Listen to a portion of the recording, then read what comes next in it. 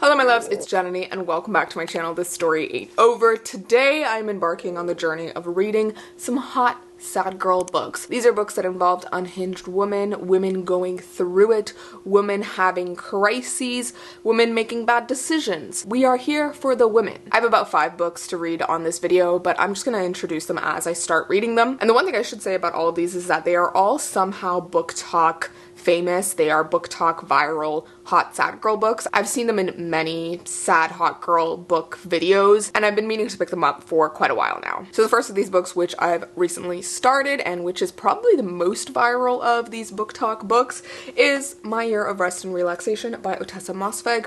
I have several of Ottessa Mossvegh's books, but this is the first one that I'm actually picking up. I have heard so many things about My Year of Rest and Relaxation, but I've never actually heard much about the plot. But I do know it's a fairly polarizing book for a lot of people. People either hate it or they love it or they just think it's meh. And honestly, going into this I was like, we'll see. But I am 34 pages in and I love this. I love this. I don't know what to say because the writing style is just so what I love. It's so direct, it's so sharp, there's a lot of things to be read between the lines. Like, that's my favorite type of literary fiction writing, where we don't dwell too much on feelings, but there's a lot of thoughts and unhinged opinions and unhinged things going on. Essentially, we meet our narrator, who remains unnamed so far, and she's this, I think, 26-year-old woman. She's a Columbia graduate. She studied art history. She is blonde and pretty and comes from this wealthy family, but her parents are both dead, and I think they both died, I think, a couple years ago or something, and she's currently just going through this moment in her life where she is in crisis, I think, but she won't admit it, it seems. She's a very sort of mean kind of narrator, which I love. And she's embarking on her year of rest and relaxation, which involves her just basically taking a lot of different depression, anxiety, sleeping medication, and just sleeping all day, doing the bare minimum, you know, having her bills on auto pay and just sort of existing. And she's just trying to live her life that way for a year. There's a point where someone suggests that she might be suicidal and she's like, no, this is me avoiding suicide and like staying alive, preserving herself, which as a depression girly, this was hitting like so perfectly. She also takes a couple bipolar medications as well, so I thought that was interesting. I'm curious to see what her actual diagnosis is, but there is a psychiatrist character who seems fairly ridiculous and odd, who gives horrible advice to her and is the opposite of anything you would actually do, but she's sort of going along with it and is sort of aware that, you know, the psychiatrist is bogus, but is still going along with it, and it's just so fascinating. The narrator's commentary on literally everything is just so entertaining to me, and I'm just loving this a lot. So yeah, so far this has been fairly unexpected, but I am just so excited to see what I think of the rest of the book, because we'll see if the writing style is enough to like carry me through. I feel like there has to be something significant in the plot to keep me going, so we'll see. It's Monday, April 8th, and today was actually the solar eclipse, and at work we all went on the roof and watched the eclipse, but of course Toronto weather meant that it was going to be cloudy and we couldn't see a goddamn thing. However, I did get some good pictures, and I did get a really nice shot of just how dark it was in the city when the eclipse happened, which was pretty cool. And honestly, I just had like fun sort of being on the roof and just feeling the vibe. It was like super freezing though when the eclipse actually happened, which makes sense because there's no more sun. So yeah, that was my little moment of the day. Work has been really busy, but I am powering through, and it's going to be a little less busy in a few more days, which is really exciting. And I actually have a couple days off later this week, which is very exciting because I just feel like I haven't had enough time to read recently. Every time I want to sit down and read, I have like something else to do. And I mean, part of that is the ADHD. I just like can't focus on one thing and I jump between several things and I can't sit down and read. I am getting a little bit better at it. I'm starting back my ADHD medication. We're on a really low dose, which is very upsetting, but we're gonna be ramping it up hopefully soon. This is after I've already gotten on a much stabler bipolar medication cocktail. So yeah, that's the update with what's going on with me. Anyways, I guess I'll update you once I'm further into the book and can give you more thoughts on how I'm feeling. Hello my loves, it's a new day. It is Tuesday, and today I was able to leave work early, which was fabulous. And I went straight to the bookstore because it's April 9th today, which means that The Familiar by Leigh Bardugo is out. I'm so freaking hyped for this book, and I knew I had to go grab it as soon as it was released. Look at these sprayed edges. Look at this cover. It's gorgeous. Absolutely gorgeous. The end papers on this thing are also fabulous. Like, look at these. They're just so glorious. I've basically loved every single Leigh Bardugo book I've ever read, so I hope that this one does not disappoint. But if 9000 Hellbent are anything to go off of in terms of her adult writing, I'm gonna love this. So I'm just hyped to start it, but I know I have to finish the books for this vlog first. So we'll see if I can fit this in between those things or if I just read it after the vlog. Now, in terms of my hot sad girl books, I am about close to halfway through My Year of Rest and Relaxation.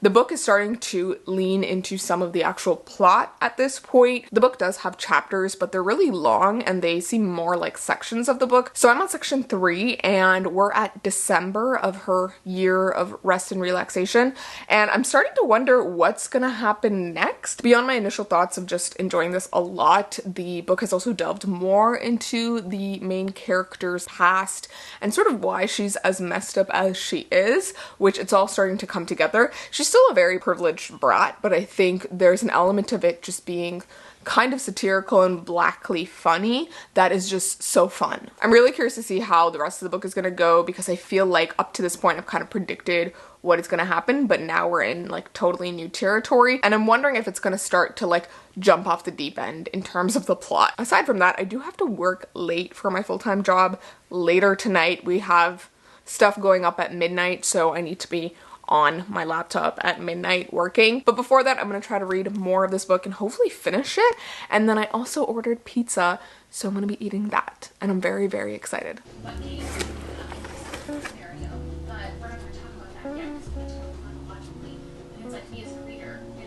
Not actually communicating in real life. And there was actually one scene where I was like, are they together? Or is this a phone call? Because they've been having phone calls. And then because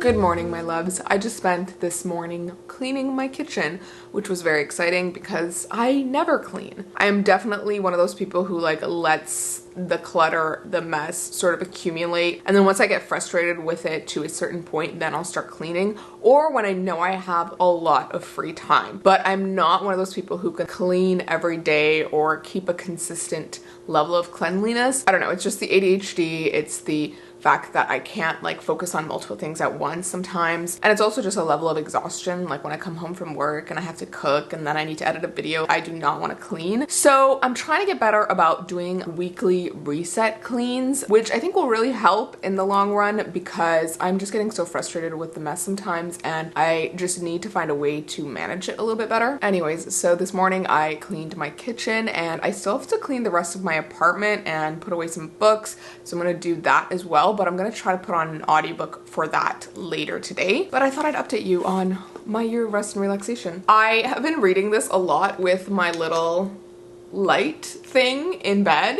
It's like the best thing I've ever bought for my reading life. It's just so convenient. It's just so nice. Obviously, I like to read with my e-reader in bed a lot of the time, but when I have a physical book and I still want to read in bed, this is like the perfect thing. It's got like warm and cool lights. It's adjustable. It's fantastic. Anyways, the book. I am about, I think, 100 pages, a little less than 100 pages from the end of the book. Honestly, at this point, I think it could probably be like a 4 or 5 star even. I'm really, really loving it. I think it's just so well written, and I think the main character is just suffering from this really dark depression that I think is just so familiar to me. And I honestly just love getting like mental illness representation in books. It just makes me feel so seen. So seeing that in this book has been wonderful. However, this is like a satire as well, which I also really like. I love satirical books. Some of my favorite ones are satirical. The ones that I can think of off the top of my head are Big Swiss by Jen and Disorientation by Elaine Seychaux. And this book has a lot of similar elements to those books. It has the sharp, punchy writing. It's got a mentally ill main character, and it also features someone just like going through the ringer and just making a lot of terrible choices. Now, where I'm at in the book right now, she has made some more terrible decisions, and she's trying to backtrack on some of those decisions because she's starting to realize that some stuff is going wrong. And I'm honestly curious to see where the end of this is gonna go, because I feel like it could be one of those books that has like a really bleak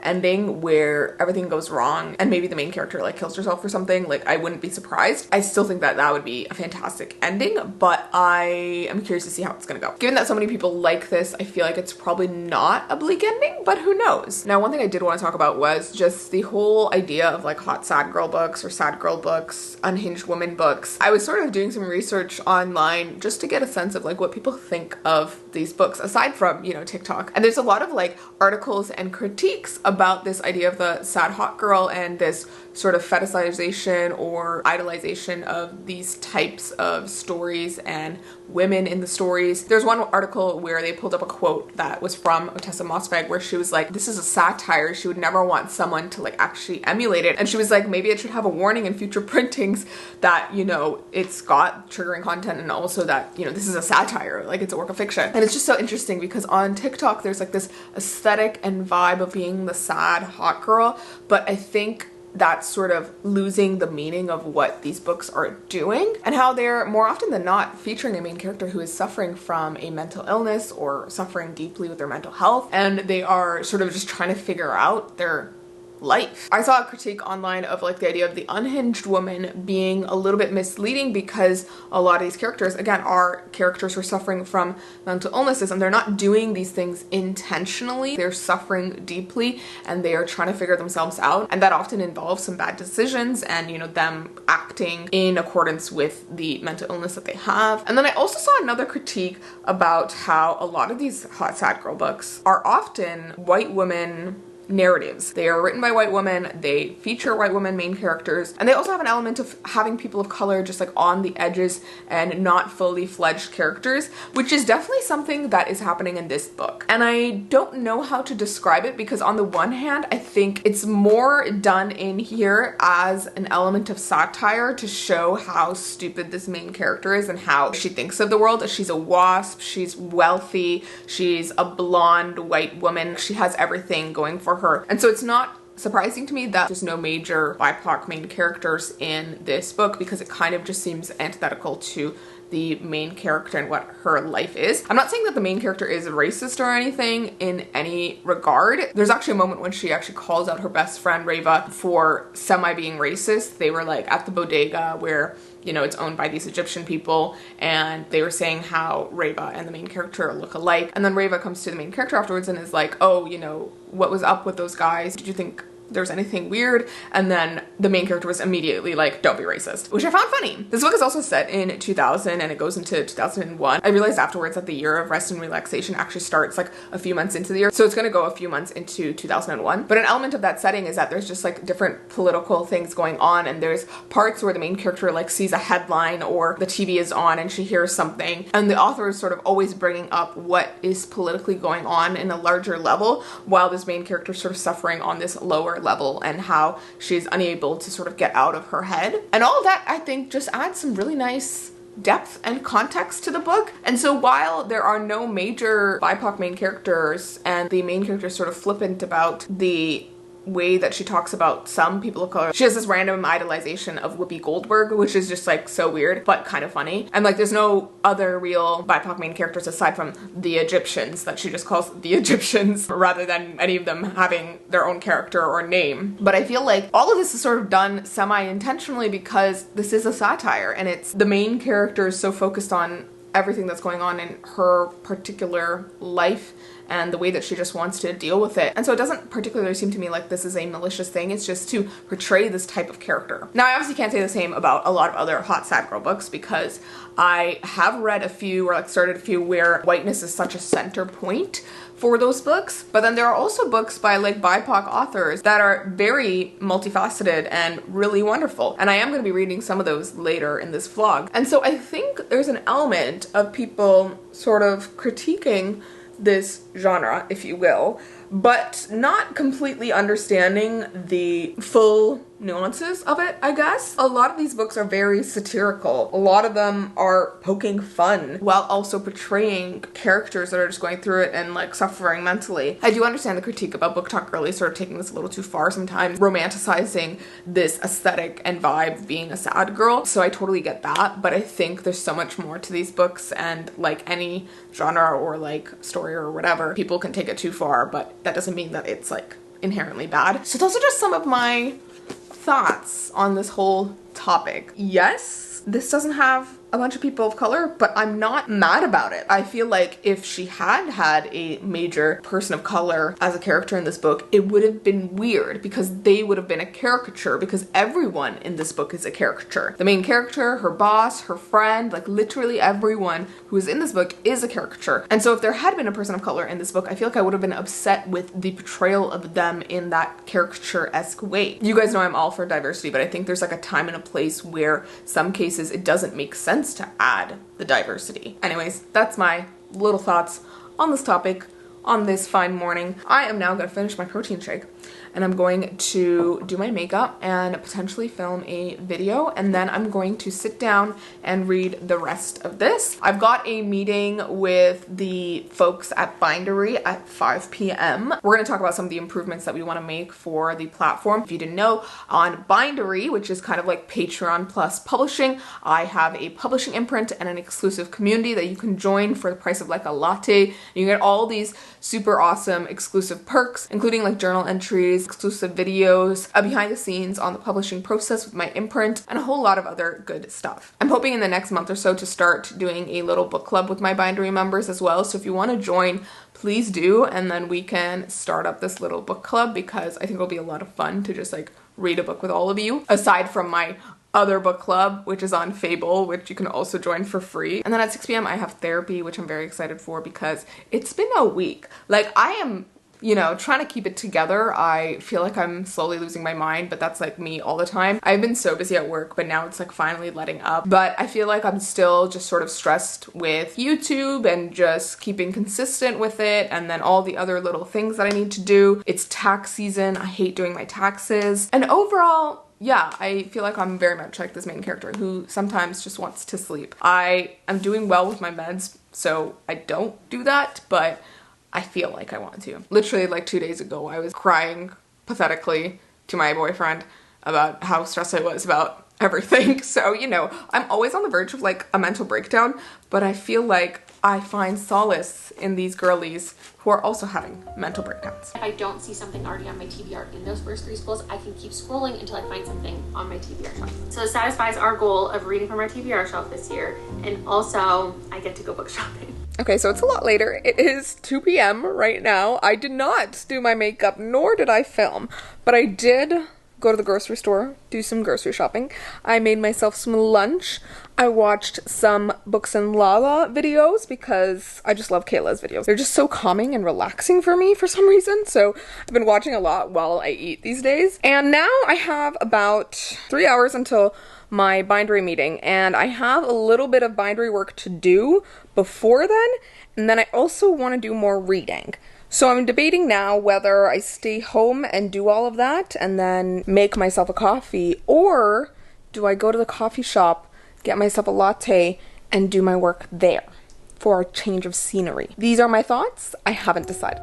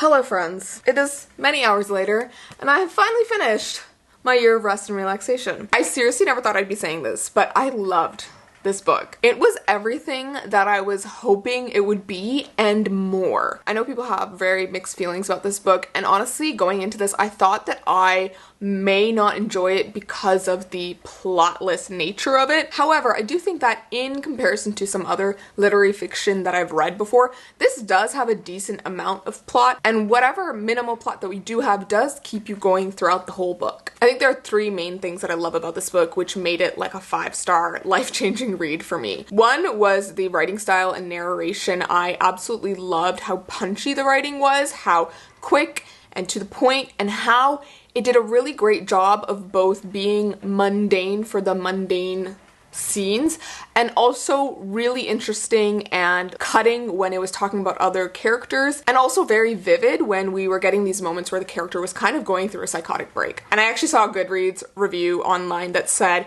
this book is kind of like Sally Rooney but on drugs, and it's funny because the character's on drugs for most of this book, and I feel like that just fits so well because not only is the character constantly on drugs in the book, but it just feels like a more psychotic and extra version of Sally Rooney that takes things in a more direct and dramatic direction that I personally really loved. Number two is just the satirical nature of the book and also how unlikable our main character is meant to be, how she's this horrible, bitchy, self-centered, holier than thou, privileged white woman who you think you're never gonna have sympathy for, but you end up having some sympathy for. And I think the way that the author approached the satirical sort of nature of this book was just so amazing. I found it so funny even though it was a fairly dark book for the most part. This is literally a book about a girl who's sleeping her life away so that she doesn't have to kill herself. I loved all the hot takes that the main character had on literally everything, and it was just funny to watch her sort of fumble through life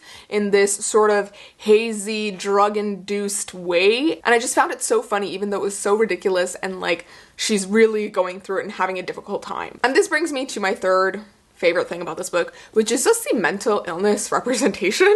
I know we like to call this like a sad girl book, a hot sad girl book, a unhinged woman book, but this is really a book that portrays a woman with mental illness who is going through it, who is struggling, and who is finding some way to survive. Although the premise of the book just seems so ridiculous, this idea that she's going to sleep a whole year of her life away, try to use all of these drugs to keep herself sleeping for most of the year, even though that premise just seems ridiculous, it was something that just resonated with me so deeply. In some of my darkest depressions, like I have not wanted to get out of bed. I have just wanted to sleep my life away. And I always had these feelings that, you know, maybe I'd wake up one day and feel all right. And, you know, maybe if I sleep long enough, I'll feel all right when I wake up. And that's basically what the main character is going through. She is just going through such a dark depression. She has lost her parents. She doesn't know what she's doing with her life, and she's sort of just lost all purpose. And I think there's just something so compelling about seeing her try so hard at this thing that is basically the bare minimum she can do to survive. I tabbed so many lines and parts of the book that felt so familiar to me, that resonated with me, because yeah, it just felt like this character was in my brain for the most part, and I just really appreciated that representation. As someone with bipolar disorder with some very dark depressions, like this spoke to my soul. I was actually keeping a tab of like all of the medications that she goes on throughout the book, and there were a couple in there that I have actually been on and am currently on, so it was just interesting to see that as well. She's never really diagnosed in the book, but I do feel like she is probably in the bipolar spectrum, because although for the most part she is just depressed, there is an element of her going slightly psychotic at some points, not in the way that you would think, but when you see it on the page you'll sort of understand. And there are parts where she's just making these sort of ridiculous decisions and making plans in a very broad way that is sort of reminiscent of some mania that I've seen, that I've experienced. And sometimes it just ends up like clouding together, you know, this manic depression, which is, you know, the old name for bipolar disorder. And overall, this was just like my favorite type of literary fiction, like these really dark, blackly funny, satirical literary fictions that feature super unlikable main characters, that involve some really interesting and deep, mental illness representation. And I feel like if you liked this book, you'd probably really like Big Swiss by Jen Began, and you'd probably also like Cleopatra and Frankenstein by Coco Malors. I feel like both those books have a lot of similar themes to this book. They feature unlikable main characters and sort of ridiculous plot lines and some really heavy mental illness representation, which I just love so much. Now, the one thing in terms of the plot that I did want to talk about is that the book is set in 2000, and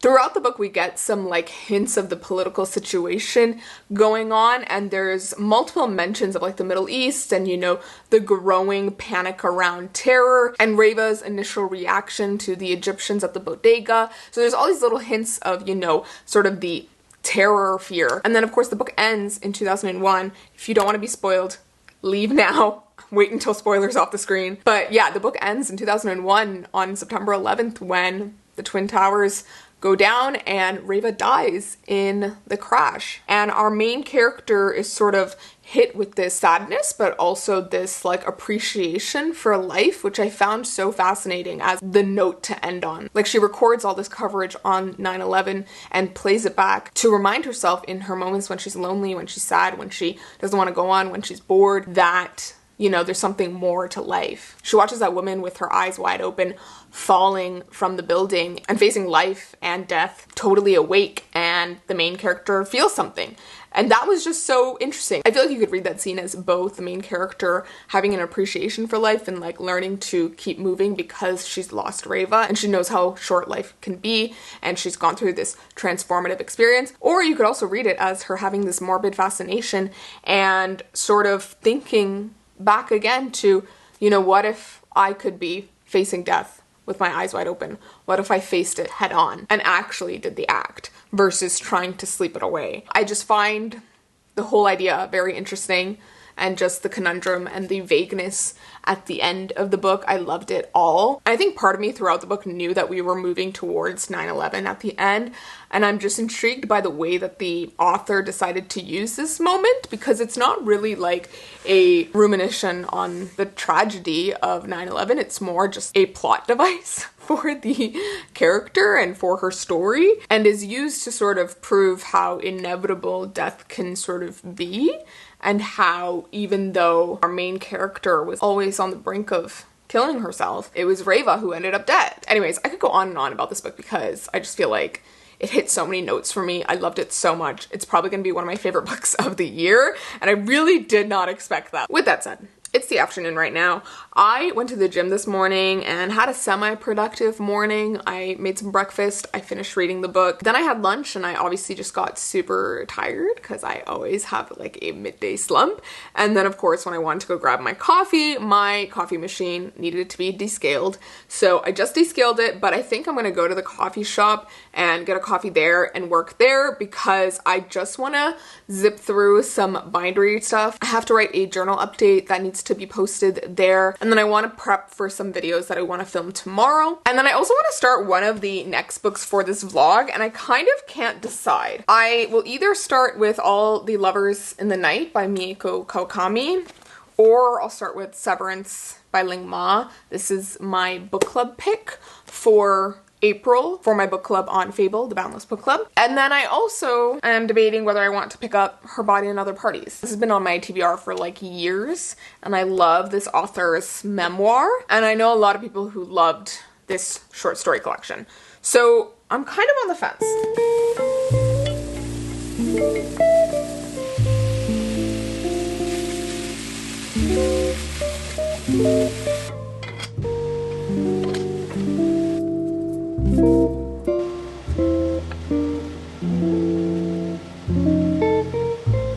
Hello friends, it's a new day. I am a couple chapters into Severance by Ling Ma, and I am loving this. I have read the first few chapters before and completely forgot everything, so it was nice to refresh my memory and then get back into the story.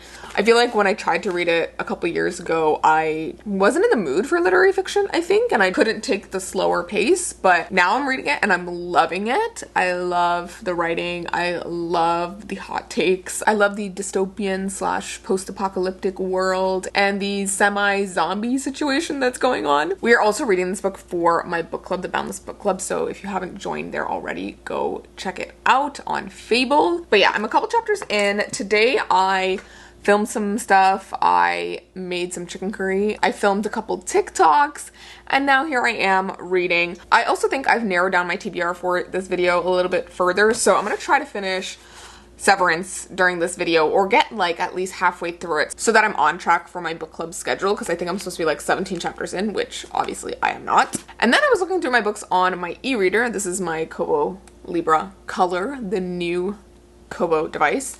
And I realized I had My Sister, the Serial Killer, and I've had this book on my TBR for ages, and I know it was a popular one in a lot of those BookTok Hot Sad Girl videos. So I feel like I'm going to try to read this book as well. I feel like this way I have a little bit of variety in the different authors that I'm reading from. This book also seems like it's really short, so I feel like it'll be a quick read. It says it would only take me 3 hours to read, which would be amazing. I feel like e-reader reading is like a whole different vibe, and sometimes I end up actually reading quicker on my e-reader because I have noticed that when there's like less words on the page, I go through them quicker versus reading a print book and just seeing how many words there are on the page.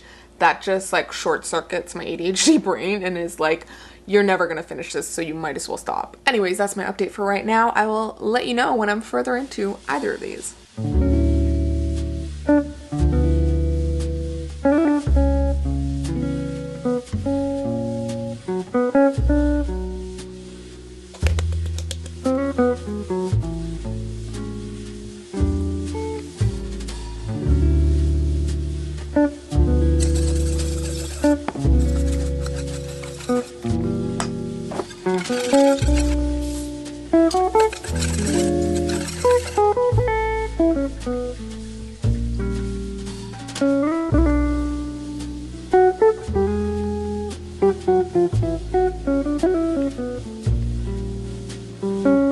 Okay, it's Sunday and I am almost halfway to like 3/4 done Severance by Ling Ma, and I'm really enjoying this. I don't think I'm enjoying this as much as my Year of Rest and Relaxation, but this is still really good. The thing about this book though is that it's turning out to be a little bit different than I was initially expecting.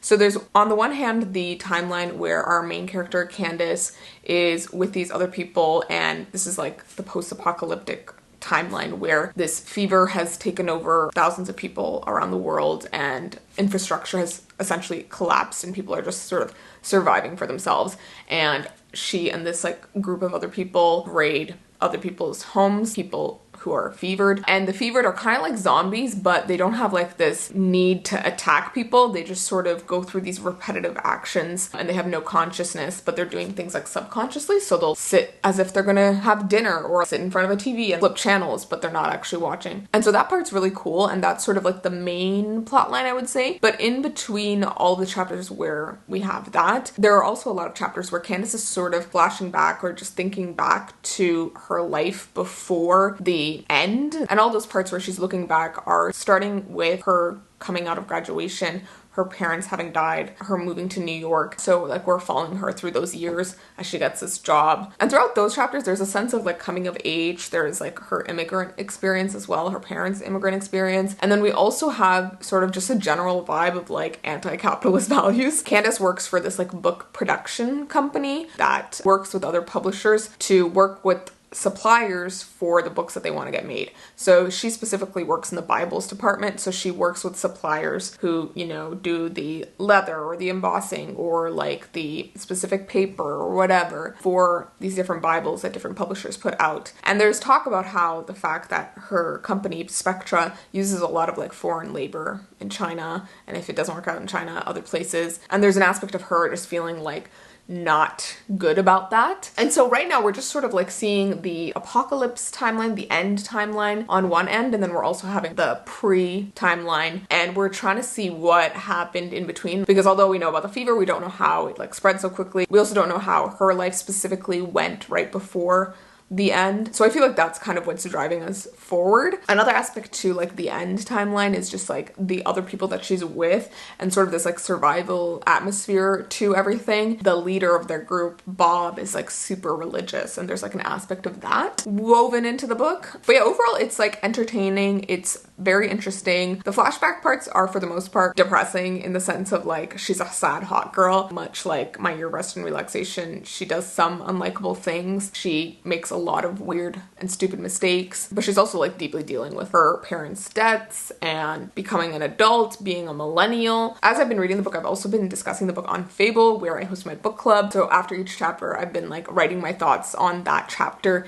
in our book club, and people have been responding, and I've been responding to other people's thoughts, and it's just interesting. We all have caught on to a lot of similar things, but overall I feel like this book doesn't have very much like peaks or valleys. It's just like very sort of one tone. It's like semi-depressing slash weird slash creepy. You're just like, what's gonna happen next? Like, it's kind of absurd. This morning I did some more meal prep. I made some chia seed puddings for myself for this week. I'm trying to have healthier breakfasts. I'm also trying to eat less sugar and just things that are bad for me. So I did chocolate chia puddings, and I also did matcha chia puddings. And right now it's the afternoon, and I have about an hour and a half left of the audiobook for Severance. Also, I started listening through the audiobook, and that helped me read way faster because I've just been struggling to like sit and read for the most part, which is why it took me quite a while to finish My Year of Rest and Relaxation. So yeah, I'm gonna finish the audiobook for this, and then it's really nice outside, so I'm hoping to take a walk or go to the park at some point, and then maybe also start one of the other books on this TBR.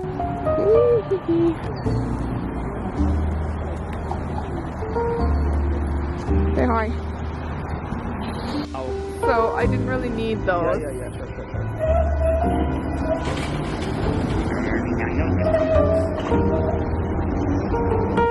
Seem like a tourist. Yeah, you are.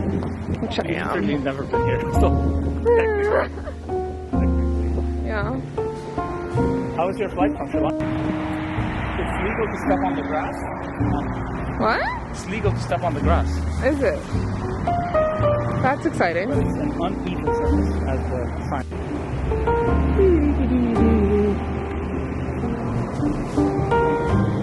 Famous for these kind of. We need some water. Okay, I'm filming. What do I do? Just leave. Okay. Oh, you're so confused. It's so funny.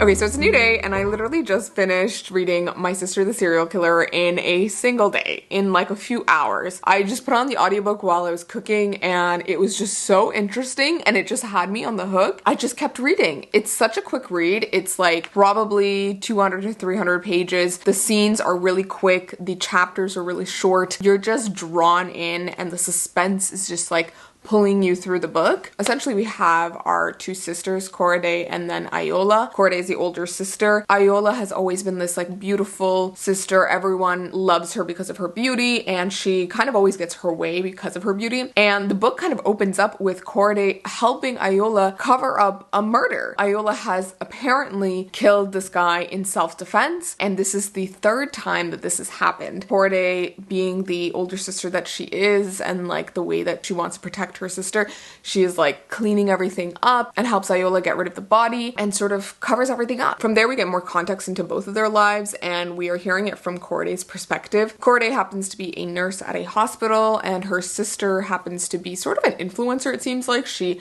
has a YouTube channel, she makes money off of it, she has like this clothing brand that she sells, and essentially through these little vignettes we get more insight into their characters and the relationship between them, and why their relationship is this way, and why Korede keeps covering for Ayola, and why they sort of have this relationship with the idea of beauty, and with men. And then we also get a plot line that carries us through to the end of the story. Iola basically catches the interest of Koriday's crush at the hospital, and it causes some more friction in their relationship and in the whole story overall. As I said, this was a really quick read, and I highly recommend the audiobook if you're going to listen to it, because it's set in Lagos in Nigeria, and there's an element of like just the setting there. And I think with this one, although it's very short, it's so enjoyable, it's so readable, that made it really fun, and honestly that made me bump up my rating higher. I feel like it's sitting at a 4 or 4.5 stars for me because I just really enjoyed it. It's short, it's to the point, and it has this really complicated relationship between the sisters, which is so compelling. And it's also really compelling because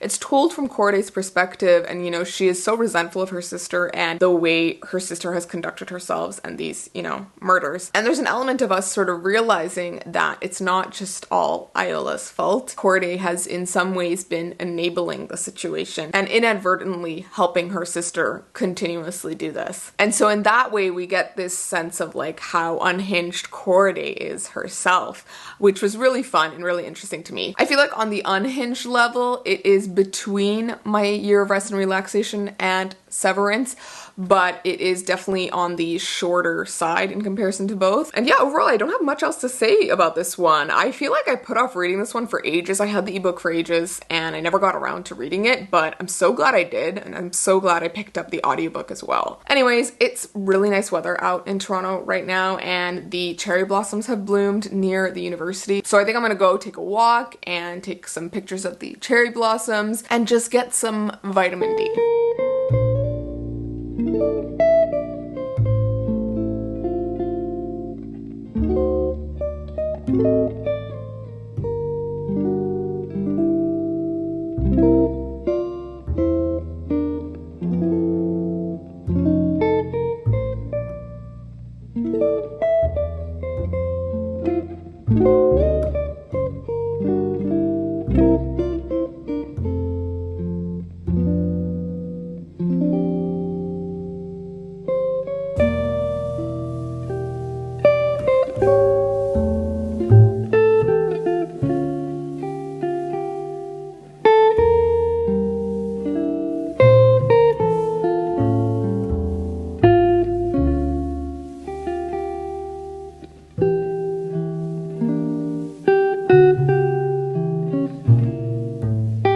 Hello my loves, it's been like 80 years since I updated this vlog, and I am about over halfway through All the Lovers in the Night. I am liking this, but it is a bit strange.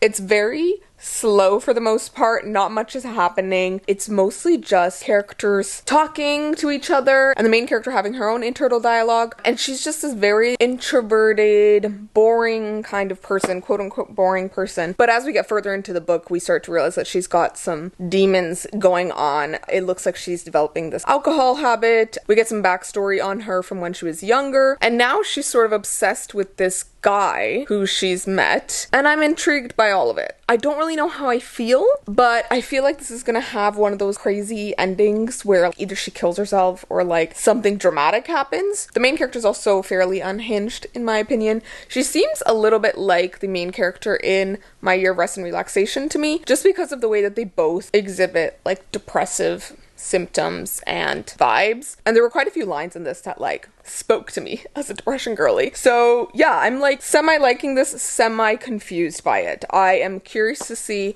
where it's gonna go. I think I can finish the book by the end of tonight because I only have about 60, 70 pages left, and then we'll be wrapped up for this vlog. Okay, I finally finished All the Lovers in the Night. I actually finished this a couple of days ago. I went to a coffee shop and just read for a bit, and it was really nice. I had this like matcha latte thing, and it was just like the perfect vibe. Now, I can't remember how much I said the last time I talked about this, but this book is just so weird, but I think by the end, I was just in love with it, which I didn't really expect. At the start of the book and up until the middle of the book, I would say I wasn't quite sure how I was going to feel about it, but as we got further, I just felt so much more for the character and for the way that the author wrote this character. The main character in this book is painted out to be sort of a very shy, keeps to herself type of woman who has never really questioned the trajectory of her life. She's just let things sort of happened to her. She's been very passive in her life. And there were several like passages towards the end of the book where she's actually examining this, and she's been confronted by friends or people in the book who say that she hasn't really been actively taking part in her life. She hasn't wanted to be hurt, and so she doesn't actually take any chances. Even with her career, she sort of stumbled into that, and she just doesn't have a strong sense of self. But I think there's still something really charming about this, and you feel for the main character. You know she's not that strong of a character, but you do feel for everything that she's going through. The main character in this really reminded me of the main character in Convenience Store Woman, if you've ever read that book. It's also translated fiction, fantastic book as well. But I do think I liked this book more just because of the sort of contemplative nature of this one. It's a little bit more in that realm. The main character is obviously dealing with some sort of depression, which of course was very relatable to me. But I also really liked the way that this book sort of examined the roles that women have in society and how they're expected to be at a certain stage or to be doing specific things because of their gender. Whereas our main character isn't really doing all those things and isn't living up to those standards,